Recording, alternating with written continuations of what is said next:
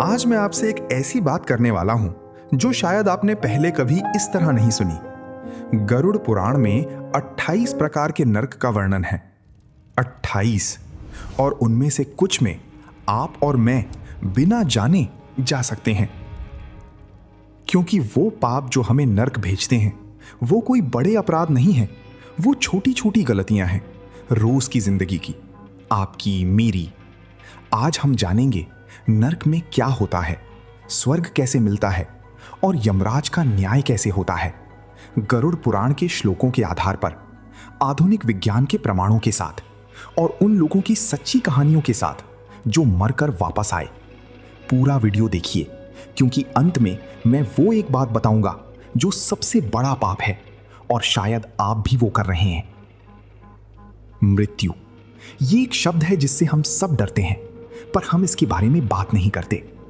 गरुड़ पुराण, जो भगवान विष्णु और उनके वाहन गरुड़ के बीच हुई बातचीत पर आधारित है, ये एकमात्र ऐसा ग्रंथ है जो मृत्यु के बाद की यात्रा को विस्तार से बताता है।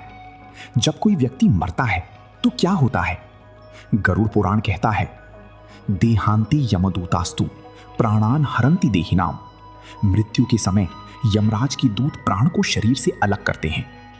यानी जब प्राण निकलता है तो यमदूत आते हैं, 2 दूत, एक दाईं तरफ से एक बाईं तरफ से। और यहां एक रहस्य है, अच्छी कर्म वाली व्यक्ति की मृत्यु शांतिपूर्ण होती है। उन्हें विष्णु दूत लेने आते हैं जो सुंदर श्वेत वस्त्रधारी होते हैं। बुरे कर्म वाली व्यक्ति की मृत्यु कष्टकारी होती है। यमदूत उनकी प्राण बलपूर्वक खींचते हैं, जैसे कच्ची आम को डाल से तोड़ा जाए। विज्ञान क्या कहता है? और यहां दिलचस्प बात यह है, आधुनिक विज्ञान भी कुछ ऐसा ही कह रहा है। अमेरिका की न्यूरोसर्जन डॉक्टर एबन अलेक्जेंडर, जो खुद पहले आत्मा और ईश्वर को नहीं मानती थी, 2008 में गहरे कोमा में चले गए। उनका दिमाग पूरी तरह बंद हो गया था। डॉक्टरों ने जवाब दे दिया था। जब वो वापस आए, उन्होंने बताया कि उन्होंने एक दूसरी दुनिया देखी, एक रोशनी, एक असीम शांति और एक जगह जो इस दुनिया से बिल्कुल अलग थी। उनकी किताब प्रूफ ऑफ हेवन आज भी बेस्ट सेलर है।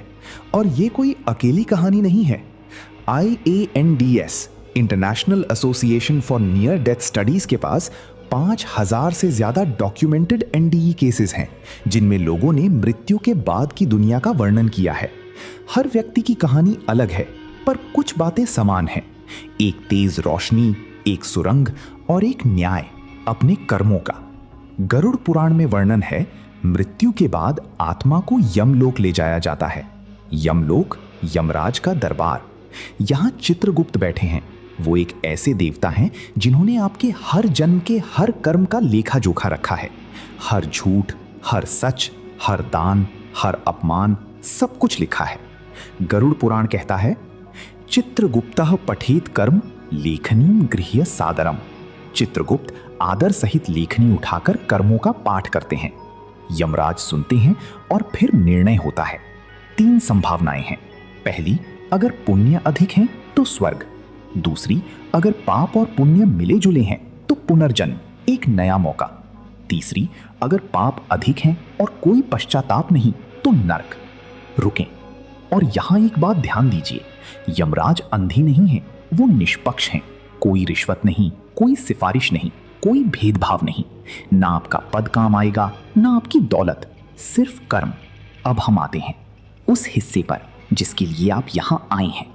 नरक के 28 प्रकार। गरुड़ पुराण में इन्हें विस्तार से बताया गया है। हर नरक एक विशेष पाप के लिए है।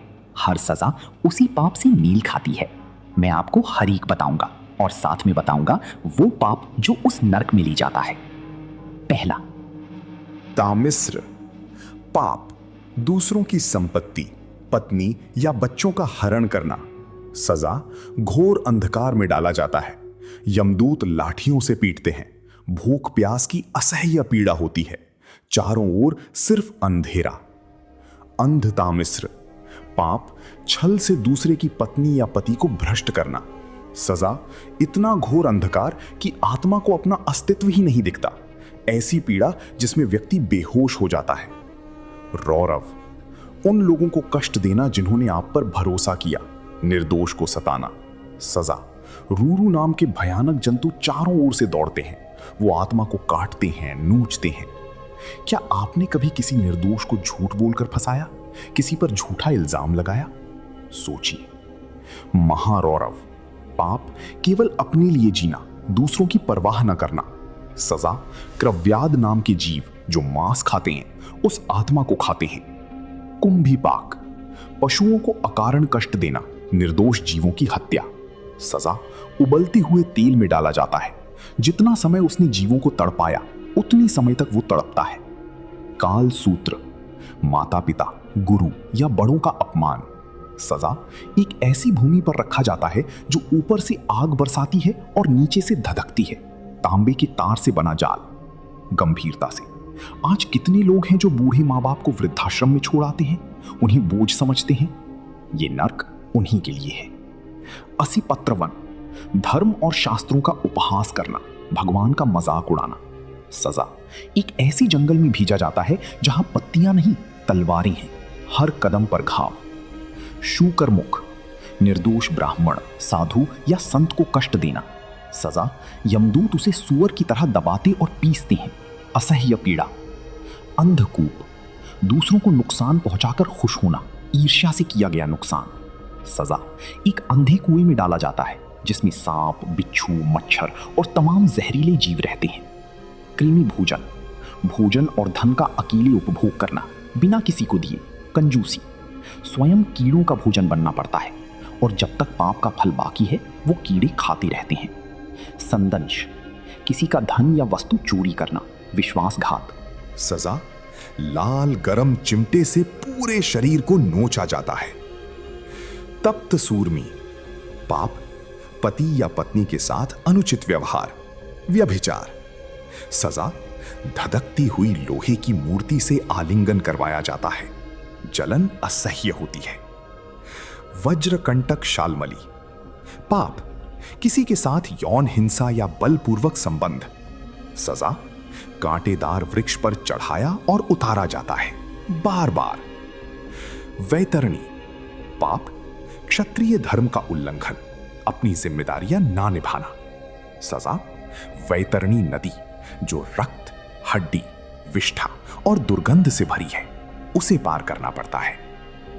पुयोद, पाप, ब्राह्मण जो वेद नहीं पढ़ता, ज्ञानी जो ज्ञान छोड़ देता है। सजा, पूय यानी पीप और दुर्गंध युक्त पदार्थ खाने पर मजबूर किया जाता है। प्राणरोध, पाप, शिकार के लिए या मनोरंजन के लिए पशु पक्षियों को मारना। सजा, तीर, भाले और हथियारों से वैसी ही पीड़ा दी जाती है जैसे उसने जीवों को दी थी। विशसन, पाप, अहंकार में दूसरों को नीचा दिखाना। सजा, यमदूत उसे लाठियों से मारते हैं बिना रुके।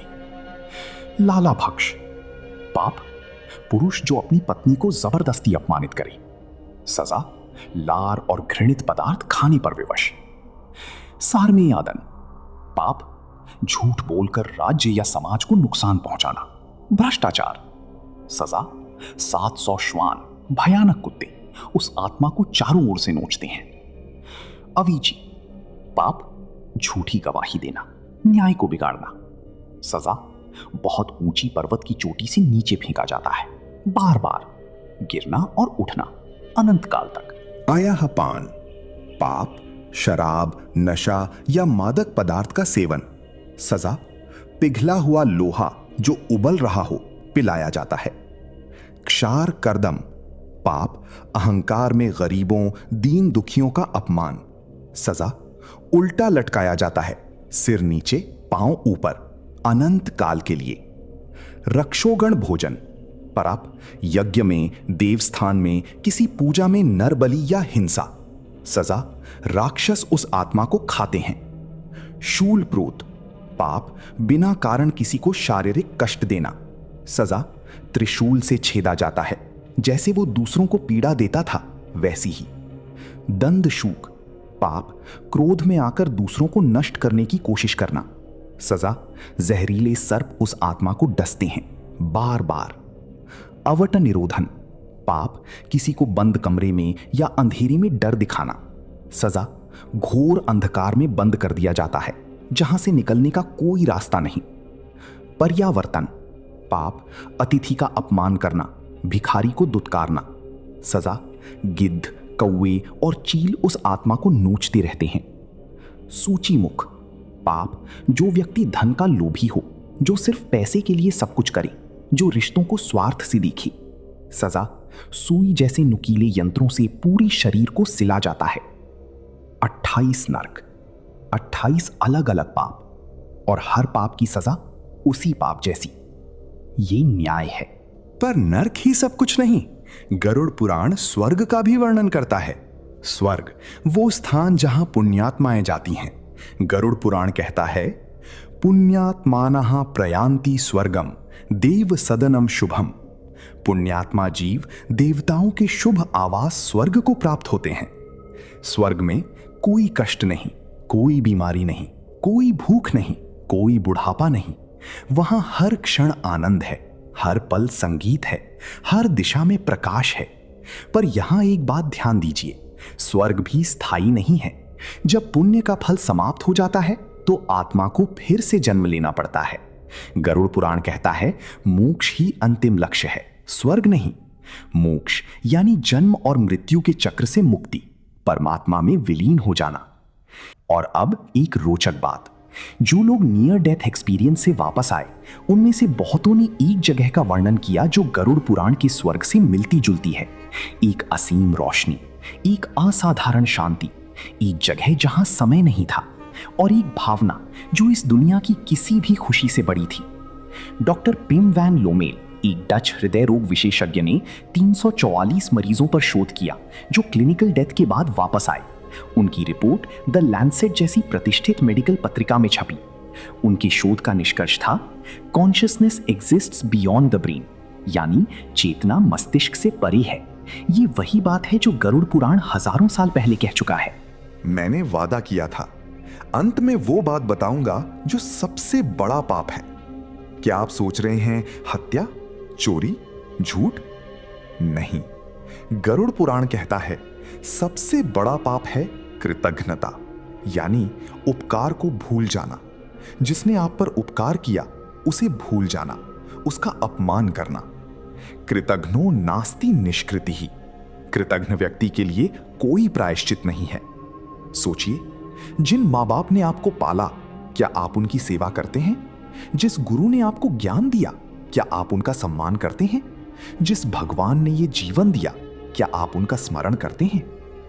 यही वो पाप है जो सबसे आसान है, जो हम रोज करते हैं और जिसके बारे में हम सोचते भी नहीं। पर डरिए मत, गरुड़ पुराण ये भी कहता है नरक से बचा जा सकता है, और ये कोई कठिन साधना नहीं है। गरुड़ पुराण 3 मार्ग बताता है। पहला मार्ग, सच्चा पश्चाताप। अगर आपने पाप किया है और आप सच्चे मन से पश्चाताप करते हैं तो उसका फल कम हो जाता है। पश्चाताप वो नहीं जो केवल मन में हो, पश्चाताप वो है जो आपके कर्म बदल दे। दूसरा मार्ग, सेवा और दान। गरुड़ पुराण कहता है, दानम सर्व पापहरम, दान सभी पापों का नाश करता है। पर यहां एक सूक्ष्म बात है, दान वो नहीं जो दिखावे के लिए किया जाए, दान वो है जो किसी की वास्तविक जरूरत पूरी करे, बिना किसी अपेक्षा के। तीसरा मार्ग, भगवान का नाम। गरुड़ पुराण में एक कहानी है अजामिल की। अजामिल ने पूरा जीवन पाप में बिताया, पर मृत्यु के समय डर में उसने अपनी बेटी का नाम पुकारा। उस बेटी का नाम था नारायण, और केवल उस एक नाम से विष्णु दूत आ गए और यमदूतों को वापस जाना पड़ा। ये कहानी ये नहीं कह रही कि पाप करते रहो और अंत में नाम लो। ये कहानी ये कह रही है, भगवान के नाम में असीम शक्ति है, और जो व्यक्ति सच्चे मन से जीवन भर भगवान का स्मरण करता है उसे नर्क नहीं जाना पड़ता। तो आज आपने जाना नर्क के 28 प्रकार, हर पाप की सजा, स्वर्ग का वर्णन, यमराज का न्याय और नर्क से बचने का मार्ग। रुके, पर एक आखिरी बात, गरुड़ पुराण को पढ़ने या सुनने का उद्देश्य डरना नहीं है। उद्देश्य है सजग होना, ये जानना कि हर कर्म का फल है, हर पल का हिसाब है। और इसीलिए जब आप आज घर जाएं, एक काम करें, किसी एक व्यक्ति से माफी मांगे, किसी एक जरूरतमंद की मदद करें और एक बार सच्चे मन से भगवान का नाम लें। बस इतना। ये छोटी सी शुरुआत आपका कर्म बदल सकती है। अगर इस वीडियो से कुछ सीखने को मिला तो लाइक करें, सब्सक्राइब करें और ये वीडियो उन लोगों के साथ शेयर करें जिनकी आप परवाह करते हैं। कमेंट्स में बताएं इन 28 नर्क में से कौन सा आपको सबसे ज्यादा चौंकाया। और अगले वीडियो में हम बात करेंगे मृत्यु से पहले के 7 संकेत जो गरुड़ पुराण ने बताए हैं। तब तक हरिओम।